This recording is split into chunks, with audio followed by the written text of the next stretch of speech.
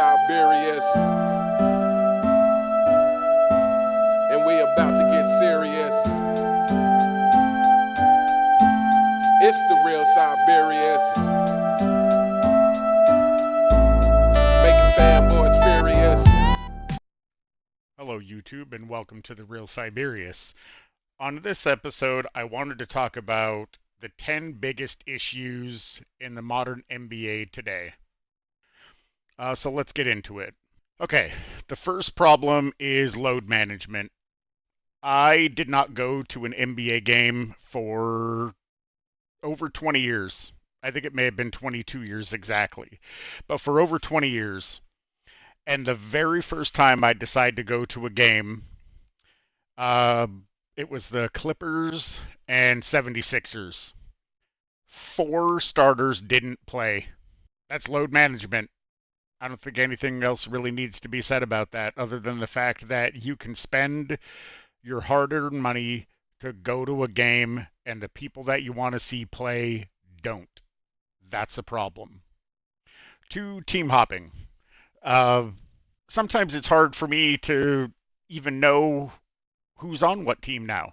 They go to so many teams. How many teams has James Harden been on? How many teams has Kevin Durant been on? It's ridiculous. And I think that that's a problem. Number 3, guaranteed salaries. I think when you guarantee any player in any sport their salary, what's their incentive to play if it's guaranteed? If they know that if they sprain their toe and they can take 2 months off and they're still going to make their money, what's their incentive to push through injuries or discomfort and continue to play? I think that's a serious problem. 4 is collusion. This has to be an issue. I mean, I think the Mavericks proved that collusion has to be an issue. How could they get rid of Luka to the Lakers and then, lo and behold, get the first pick in the draft? I'm sorry, but I just don't buy that. There absolutely has to be some form of collusion.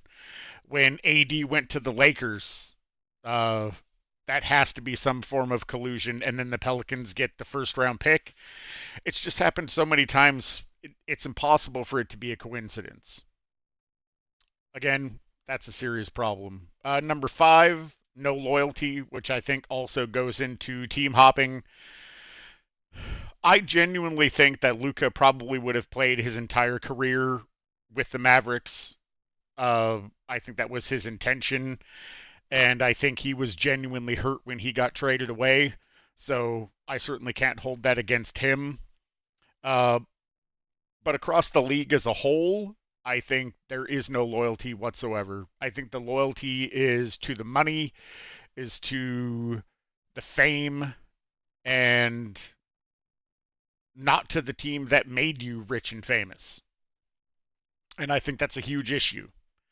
Number 6, no rivalries. I personally grew up watching basketball in the 80s and 90s, and there were so many rivalries. I mean, Lakers Celtics, Bulls Knicks, Bulls Pistons. I mean, you could go on and on and on. There were just countless rivalries. And when those teams played together, you knew it was going to get physical. You knew that it was going to be personal. And whoever lost was going to be pissed and we're going to try to take it out on the team the next time they face them. So no rivalries is a disappointment. That was a huge part of the excitement of turning on a game and knowing that 2 teams that quite frankly hate each other's guts were going to beat the hell out of each other. That's what made it exciting. Number 7, lack of leadership. I think this is a huge issue. There's a lot of stars. There's not a lot of leadership. When Michael Jordan was drafted to the Bulls in '84, he was essentially teamed up with a bunch of misfits. It was hard to watch. Other than Jordan, it was hard to watch. But due to his leadership, his ability to take control of that team, even from his first year starting as a rookie, and just elevate the play of everyone around him, showing them that, yeah, okay, when we're down in a game, we're not going to give up. The game isn't over. We're going to continue to fight. and we're going to continue to try to win. If we lose, we lose. We take our lumps, we come back and we try harder. But we're not going to give up. And holding people accountable. When players weren't playing up to their potential, either getting on them and making their life hell until they stepped up their game. I don't think there's anything wrong with that. I think there's a huge lack of that in the modern NBA, and it's sad. It genuinely disappoints me. Number 8, no grit. And this actually falls into a number of these. It certainly falls into load management. It certainly falls into guaranteed salaries. It falls into no loyalty, no rivalries, lack of leadership. It pretty much falls into all of these. When I think of grit, I certainly think of Michael Jordan playing against the Pistons. And he was just getting his ass whipped over and over again, both physically and on the court. And rather than giving it up and jumping to another team with more success, he just continued to fight it out and take his lumps, because he knew, I just need a few of the right pieces in place and for everybody on my team to toughen up, and we can get past these guys. And that's exactly what they did. I also, when I think of grit, I think of John Stockton.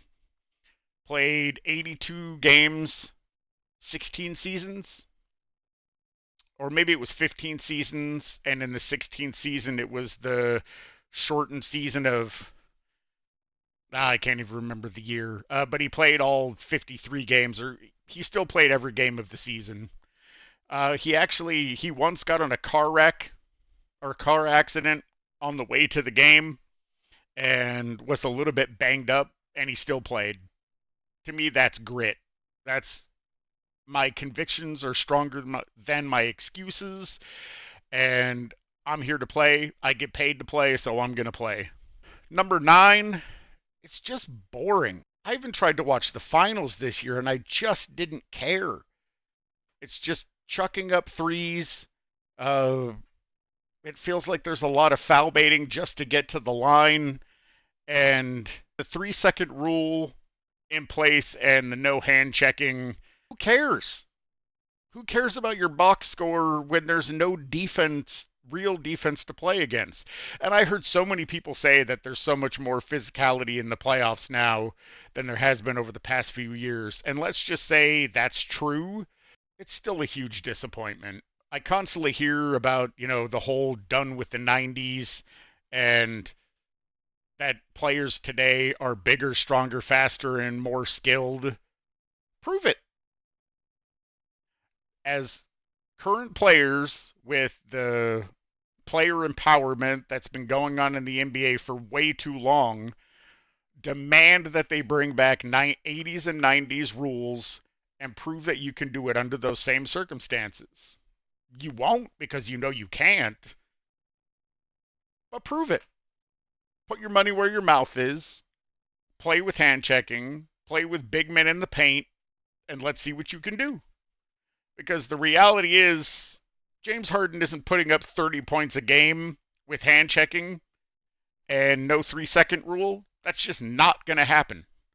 I was going to say, if they call traveling, if they call offensive fouls like they did in the 80s and 90s, I'm not saying that there aren't players that couldn't make adjustments and fit into those same standards and be successful, but I think largely the league as a whole, I don't think that's possible. Which falls into 10, there are no competitors. When I watch, well, I should say try to watch the All-Star game, there's no competition going on. I was going to say, people were talking about Karl Anthony Towns putting up 50 points or whatever. Well, who gives a shit? There was nobody even trying to stop him. It was basically 10 guys on the court letting them get highlights off of each other. I don't know. I couldn't even watch the entire game because it was just embarrassing. I don't feel like people want to win anymore. I think there's two camps. There's love winning and hate losing. And I don't think either of those camps exist anymore. I think loving to win is great. I think hating to lose is more important. And Jordan hated to lose. Bird hated to lose. Magic hated to lose. All of the all-time greats hated to lose. Everybody loves winning. I don't even think that's subjective. I think everyone loves winning, but not enough people hate to lose. Anyway, these are my 10 problems with the modern NBA. I'd be curious to see or hear what anyone has to say in the comments. If you're not already, please like and subscribe. I'd certainly love to hear what you think of these videos. If you have any suggestions for videos or suggestions for formatting, I apologize if the sound sounds a little bit weird on this video. My mic broke, so I'm having to use my headset, and it may not sound as good, or it may sound better. I don't necessarily know. Uh, anyway, as always, I want to give a shout out to the content creators that inspired me to create this channel. Uncommon Sense, Angry Old Hoops, Self-Research NBA Facts, 93Z, Sports and Fitness Rants, Uncut Hoops, Scap Attack, The Basketball Show, Speam Engine, and In Your Face Hoops. All of you have contributed to me starting this channel, and I'm extremely grateful that you did. It's been exactly what I've wanted to do for a very long time, but quite frankly didn't have the balls. So I appreciate all of you for your inspiration, for your takes, and for your humor. And I'll see you guys in the next one.